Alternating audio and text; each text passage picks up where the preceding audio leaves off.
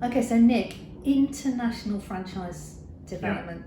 There's an awful lot we could say about this, and in fact, we'll cover it over several episodes, maybe. But just to kick us off, as a brand owner, what should you be thinking about first when you start to consider even the first notion of taking your business overseas? Okay, so as you say, it's a massive subject. So let's park the financials, let's park the legals and how you might enter some of those countries.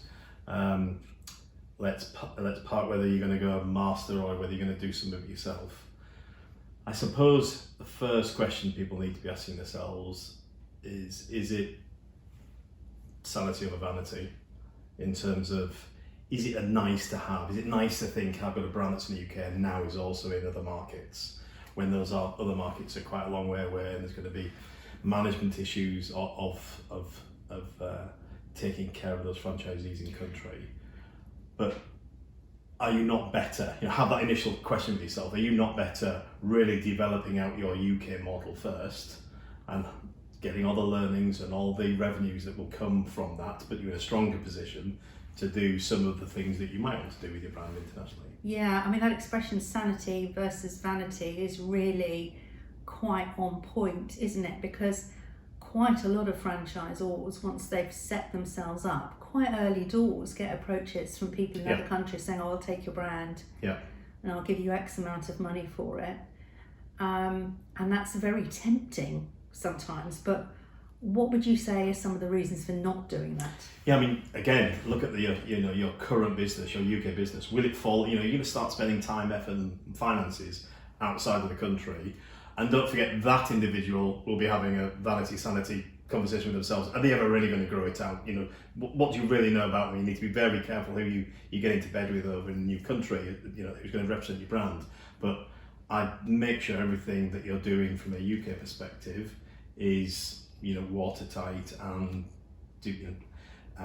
operationally sound and running very well, and concentrate on what you know is a good market for you first before you get dazzled by the bright lights of doing something international, which, as I said, sounds great. And don't get me wrong, is a future growth potential for you, but maybe concentrate on what you're good at first. So is it possible then, would you say, that if you move too quickly international, you'll either be selling yourself short because you're not getting the full value for the business that you would be if you developed it properly? And then you're also running the risk that the whole business is going to fall over because you're distracted. So you're distracted, your franchisees probably feel a bit unloved. Are you giving it the focus in the UK? Are you really being as reactive as you once were to changes in whatever's happening at that month or week or whatever? So I think you can be doing yourself a disservice in your current semi-established market when you're trying to develop a new market, and the net result is actually less than if you just done what you were doing very well in the first place. And would you say, is there a rough rule of thumb in terms of how long you should be developing your home market for before you even think about international? I think to reverse answer that question is, don't do it too quick, because as we've said, make sure you get right what you're doing in the first place. I think you need to have a franchise operation that can operate without you before you start figuring out something else. So have you got the right structures in place? Have you got the right team in place? Have you got the right, financial people, the right operational people, the training people? You might have got to a stage where you're 2/3 of the UK developed. That might be a good time, because actually you're doing that through current franchisees who are going to naturally grow, and they will, as a result, probably need a little bit less hand-holding, and the business is supporting itself. But when you bring a lot of new franchisees in to your current market, they need the attention that they want and deserve.